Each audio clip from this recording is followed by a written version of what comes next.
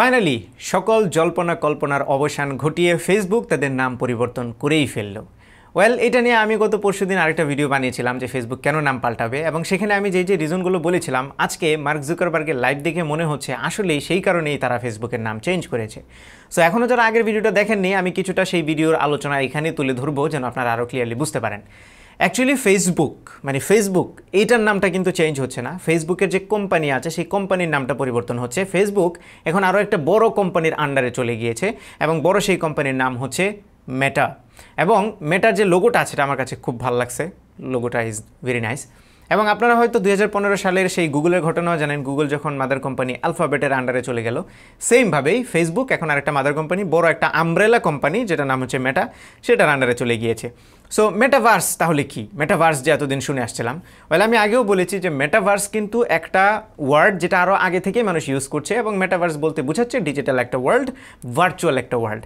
So Facebook খুব কায়দা করে তাদের নাম দিয়ে দিল মেটা, এখন সাথে যদি ভার্স অ্যাড করে দেন তাহলে মেটাভার্স শব্দটা হয়ে গেল। এবং ফেসবুক বারবার তাদের ভিশনটাকে, তারা যেই ভিশনের লক্ষ্যে কোম্পানির নাম চেঞ্জ করেছে এবং যেই ফিউচারিস্টিক ভিশন নিয়ে তারা কাজ করছে, সেই ভিশনটাকে তারা বলছে একটা মেটাভার্স তারা ক্রিয়েট করবে, যেখানে মানুষ অনলাইনে ভার্চুয়ালি একজন আরেকজনের সাথে ইন্টারেক্ট করতে পারবে একদম রিয়েলিস্টিকলি।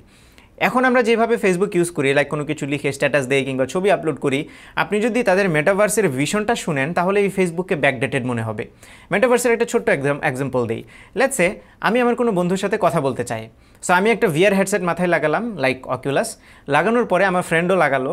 তারপরে আমরা যখন দুইজন কথা বলবো তখন আমাদের একটা ভার্চুয়াল অ্যাভাটার থাকবে, 3D রেন্ডার্ড একটা অ্যাভাটার, এবং তারা যেরকমটা শোকেস করলো সেখানে যে ফেসের এক্স্যাক্ট ডিটেল তারা একদম অ্যাকুরেটলি সেখানে ড্র করতে পারছে, প্রত্যেকটা এক্সপ্রেশনকে ইনস্ট্যান্টলি ডিটেক্ট করতে পারছে।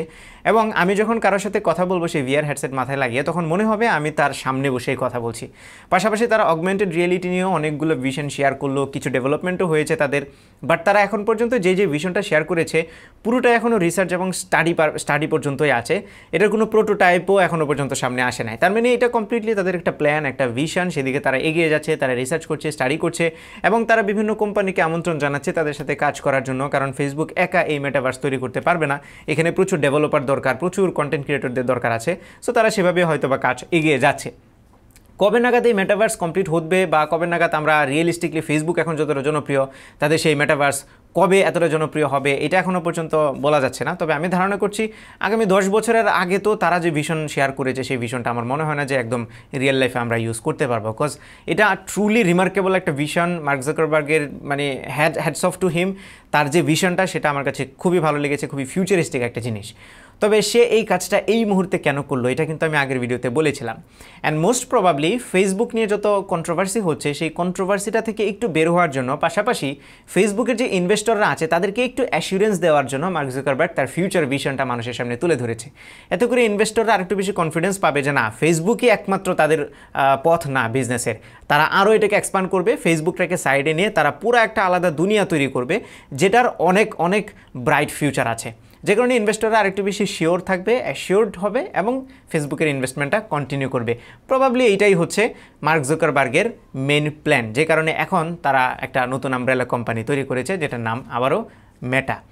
এখন আপনারা কি মনে করেন ফেসবুকের এই নতুন কোম্পানি বা মাদার কোম্পানি সেটা আসলে কেমন, বা তাদের যে ভিশনটা আছে মার্ক জুকারবার্গের? আমি তার যে পুরো লাইফটা সেটা লিঙ্কটা ভিডিও ডিসক্রিপশনে দিয়ে দেবো, আপনারা শুনলেই বুঝবেন তার ভিশনটা কতটা ফিউচারিস্টিক। মানে আমি সব কিছু বলিনি, সবগুলো ফিচার বলিনি, তবে প্রত্যেকটাই খুব ফিউচারিস্টিক। যেরকম হলিউডের সাইফাই মুভিতে আমরা যেরকম দেখি, লাইক হঠাৎ করে কেউ একজন জিআই জো মুভিতে দেখেছিলাম ভিডিও কল, যেটা হলোগ্রাফিক ভিডিও কল, আমার মনে হয় কিছুটা ওই দিকেই ফেসবুকের ভিশন। এবং তারা তাদের যে মেইন কোর যে গোলটা, মানে কোর যে তাদের ফিলোসফিটা, সেটা হচ্ছে তারা একটা সোশ্যাল মিডিয়া কোম্পানি। তাদের কোর ফিলোসফিটা আমার মনে হয় তারা কন্টিনিউ করবে, কিন্তু সোশ্যাল মিডিয়াটা এখন আর এরকম 2D ফ্ল্যাট ইমেজ এবং টেক্সটের মধ্যে সীমাবদ্ধ থাকবে না, তারা সেটাকে 3D virtual reality, augmented reality, virtual একটা ওয়ার্ল্ড তারা ক্রিয়েট করতে চাচ্ছে।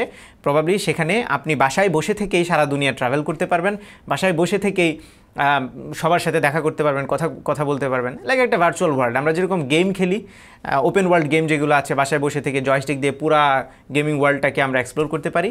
হয়তোবা মেটাভার্সের ভিশনটা এরকমই, আপনি VR হেডসেট লাগিয়ে পুরা দুনিয়া ঘুরতে পারবেন। বাট এখানে একটা ছোট্ট ক্যাচ তারা অ্যাড করেছে, সেটা হচ্ছে আপনি যেখানেই ঘুরবেন যেখানেই যাবেন সেটার সাথে ভার্চুয়ালি ইন্টারাক্ট করতে পারবেন, মানে আপনি হাতের মুভমেন্টের মাধ্যমে ইন্টারাক্ট করতে পারবেন।